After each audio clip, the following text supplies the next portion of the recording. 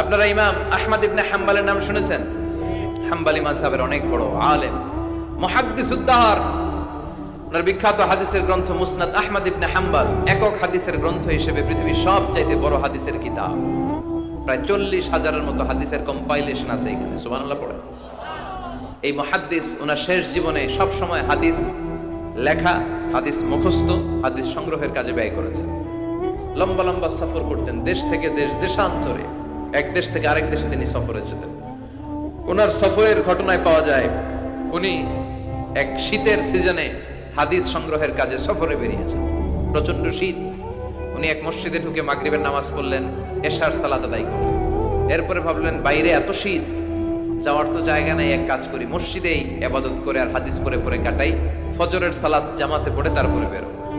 উনি ব্যাগ থেকে কাঁথা বের করে হাদিসের কিতাব নিয়ে পড়তে লাগলেন। কিন্তু মসজিদের দারোয়ান এসে বলে, উখরুজ মিনাল মসজিদ ইয়া শেখ, এই বুড়া মসজিদ থেকে বেরো।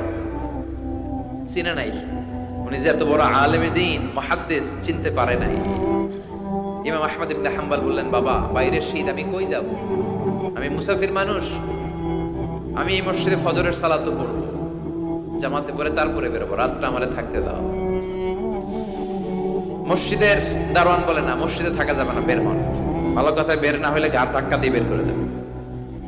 কি আর করা, উনি ব্যাগ নিয়ে বের হয়ে গেলেন। শীতে কাঁপছেন। হাঁটতে হাঁটতে হাঁটতে হাঁটতে বাইরে দেখলেন যে একটা বাজার। ওই বাজারে এক যুবক রুটি বানায়, শাজ, রুটি বিক্রেতা যুবক। তিনি রুটি বিক্রেতার কাছে যেয়ে সালাম দিলেন, আসসালামু আলাইকুম। যুবক বলে, ওয়া আলাইকুম আসসালাম। আহমদ ইবনে হাম্বল বলল, বাবা আমি তোমার রুটির দোকানের পাশে বসে রাতটা কাটাতে চাই আর তোমার এই চুলা থেকে আগুন পোহাতে চাই, যদি তুমি অনুমতি দাও। যুবক বলে, আহলান ওয়া সাহলান ওয়া মারহাবান বিক ইয়া শেখ, আসেন বসেন, কোনো সমস্যা নাই। আপনি চুলা থেকে আগুন পোহাবেন, এতে আমার ক্ষতি কি? আলহামদুলিল্লাহ পড়েন। আহমদ ইবনে হাম্বল খুশি হয়ে গেলেন। উনি বসলেন, উনি তাপ নিচ্ছেন, আগুন পোহাচ্ছেন, আর দেখতে পাচ্ছেন যুবকটা বারবার পড়ছে আস্তাগফিরুল্লাহ। যুবকটা বারবার কি পড়ছে? আস্তাগফিরুল্লাহ। রুটি বানায় আর পড়ে আস্তাগফিরুল্লাহ।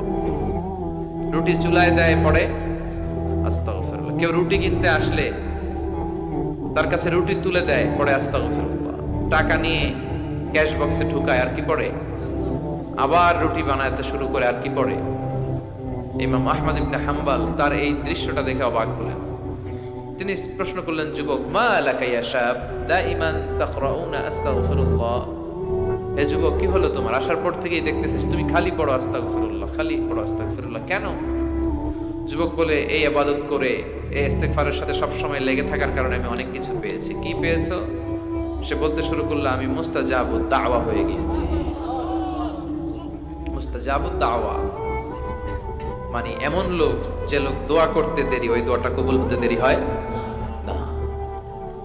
ইমাম আহমদ ইবনে হাম্বল অবাক হলেন। ফাতাআজ্জাবা আহমদ ইবনে হাম্বল ওয়া ক্বাল, আনতা মুস্তাজাবুদ দাওয়া।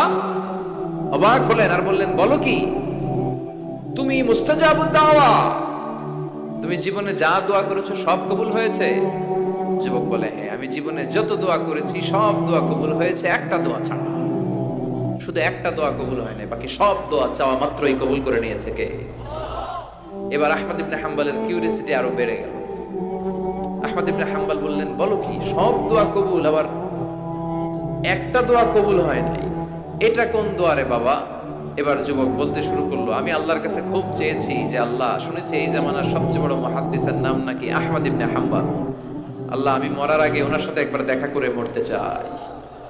আমি ওনার হাতে হাত রেখে ওনার কাছে বায়াত হতে চাই, ওনার সাথে মুসাফা করতে চাই, আর ওনার কপালে একটা চুমু দিতে চাই। এই কথা শুনে ইমাম আহমদ ইবনে হাম্বল আর ধৈর্য ধারণ করতে পারলেন না, চোখের পানি ছেড়ে দিলেন। বললেন, যুবক, তোমার এই দোয়াটাও আল্লাহর কাছে কবুল হয়েছে,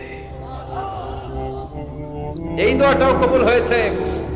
আনা আহমদ ইবনে হাম্বল, আমি আহমদ ইবনে হাম্বল, মুহাদ্দিসুদ দাহর, এই জামানার সবচাইতে বড় মুহাদ্দিস। আমার সাথে দেখা করার জন্য আমার দরবারে তোমার যাওয়ার দরকার নেই, আমাকে আল্লাহ তোমার দরবারে নিয়ে এসেছে। এজন্য বারবার বারবার সব সময় যদি ইস্তেগফারের সাথে আপনি লেগে থাকেন, আপনারে মুস্তাজাবুদ দাওয়া বানিয়ে দিবে কে? আমি অনেক জায়গায় ইস্তেগফার নিয়ে বয়ান করেছি। এবছর সিলেটে আপনাদের এই প্রোগ্রামে আসার সময় আমি যখন ঢাকা এয়ারপোর্টে, অনেক যুবকরা দৌড়ে এসেছে, হুজুর আপনি মিজানুর রহমান আজহারি না? আমি বলি, হ্যাঁ আমি মিজানুর রহমান আনসারী। বলে, হুজুর আপনার আলোচনা শুনে আমার জীবনে অনেক পরিবর্তন হয়েছে। আর হুজুর আরেকটা কথা, এখন কিন্তু আমি অবসর সময় পাইলে খালি করি আস্তাগফিরুল্লাহ।